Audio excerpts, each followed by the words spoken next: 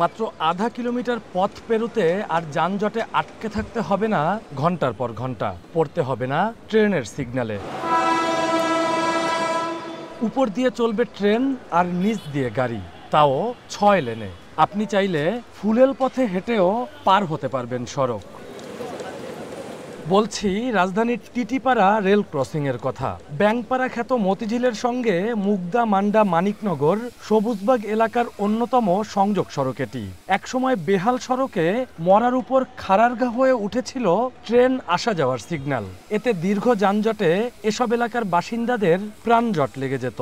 এখান থেকে আমরা মতিঝিল যেতে আমাদের লাগতো হয়তো কখনো কখনো 1 ঘন্টা লেগে যেত যানজট।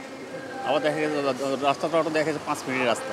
এখন মতিঝিল যাইতে হলে আমাদের হয়তো খিলগাঁও ব্যবহার করে যেতে হয়, না হলে এই গোলাপবাগ দিয়ে ইউটার্ন দিয়ে ঘুরে এসে যাতায়াত করতে হয় আমাদের।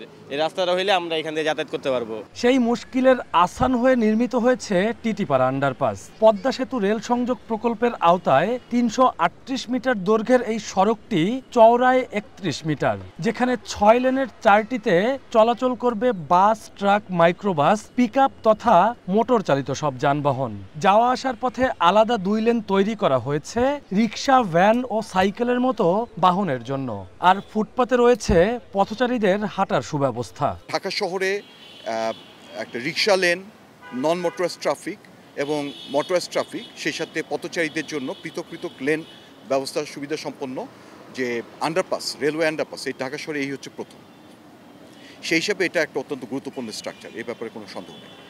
বিষয়টা হচ্ছে এটা যে নির্মাণ বাস্তবায়ন, এটাও নিঃসন্দেহে অত্যন্ত জটিল ছিল এবং এটা বাস্তবায়ন করতে গিয়ে এই স্থানীয় যে জনগণ তারা অত্যন্ত দুর্ভোগের মধ্যে তাদের পড়তে হয়েছে, অপরিসীম দুর্ভোগ। এটার ব্যাপারে আসলে সত্যি করতে আমরা অত্যন্ত দুঃখিত। অত্যাধুনিক নির্মাণশৈলীর এই আন্ডারপাস তৈরিতে ঢাকার জলাবদ্ধতার কথাও মাথায় রেখেছেন প্রকল্প সংশ্লিষ্টরা। বৈজ্ঞানিক ড্রেনেজ ব্যবস্থাপনার পাশাপাশি প্রকল্প রক্ষণাবেক্ষণে নেওয়া হয়েছে বাড়তি সতর্কতা। জলাবদ্ধতা নিরসন এটা এই প্রকল্পের একটা প্রথম থেকে একটা ইন্ট্রিগাল পার্ট ছিল এবং সেটা নিরসনের জন্য বিশেষ করে এই এলাকায়, আমাদের এই আশেপাশে এলাকায়, এখানে বৃষ্টি হলেই প্রচুর পানি জমে যায়। এখানে জল নিষ্কাশনের ব্যবস্থাপনা অত্যন্ত দুর্বল, যেটার কারণে এখানে জলাবদ্ধতা হওয়াটা স্বাভাবিক। এবং সেই জিনিসটাকে মাথায় রেখে আমাদের এই প্রকল্পে, এই টিটিপাড়া আন্ডারপাসে আমাদের এখানে নির্মাণ করা হয়েছে অত্যন্ত আধুনিক পাম্প হাউস, যেটাতে 4টি উচ্চ ক্ষমতা সম্পন্ন পাম্প থাকবে এবং যেটা স্বয়ংক্রিয়ভাবে এখানে পানি নিষ্কাশন হবে। এই বিগত যে আমাদের বর্ষা মৌসুম যেটা আমরা পার করেছি, যখন আমাদের এখানে কাজ চলছিল, তখন কিন্তু একটা দিনের জন্য এখানে কোনো পানি জমে নাই।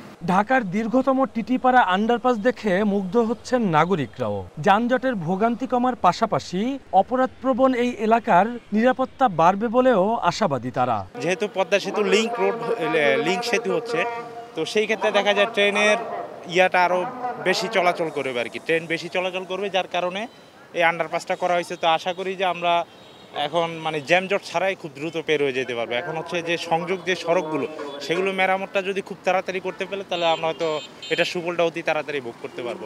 এখান থেকে যাওয়ার ক্ষেত্রে কোনো আর ভোগান্তি হবে না, ওখানে সিগন্যালে দাঁড়াতে হবে না। আগে তো দেখা যায় যে ট্রেন গেলে সিগন্যালে দাঁড়াইতে হতো, গাড়ি প্লাস একটা জ্যামেরও সম্মুখীন হতো এখান থেকে গাড়ি যাওয়ার ক্ষেত্রে। এখন দেখা যাচ্ছে আন্ডারপাস হওয়ার কারণে এখানে আর কোনো সিগন্যাল হচ্ছে না। সেক্ষেত্রে দেখা যায় যে এখান থেকে যারা কমলাপুর হয়ে ওইদিকে বের হবে, সেক্ষেত্রে তাদের আর কখনো এখানে জ্যামের সম্মুখীন হতে হবে না এবং এই রাস্তাটাও ফ্রি থাকবে, এ পাশ থেকে যাতায়াত অনেক সুবিধা হবে। প্রায় 2 বছর ধরে আন্ডারপাস নির্মাণ চলাকালে চরম ভোগান্তিতে ছিলেন স্থানীয় বাসিন্দারা। তবে আগামী সপ্তাহেই আন্ডারপাসটি খুলে দেওয়ার কথায় স্বস্তির নিঃশ্বাস ফেলছেন তারা। তবে প্রকল্প সংশ্লিষ্টদের আহ্বান, ব্যবহারের পাশাপাশি সরকারি এই স্থাপনা দেখভালেও সুনাগরিকের পরিচয় দেবেন বাসিন্দারা।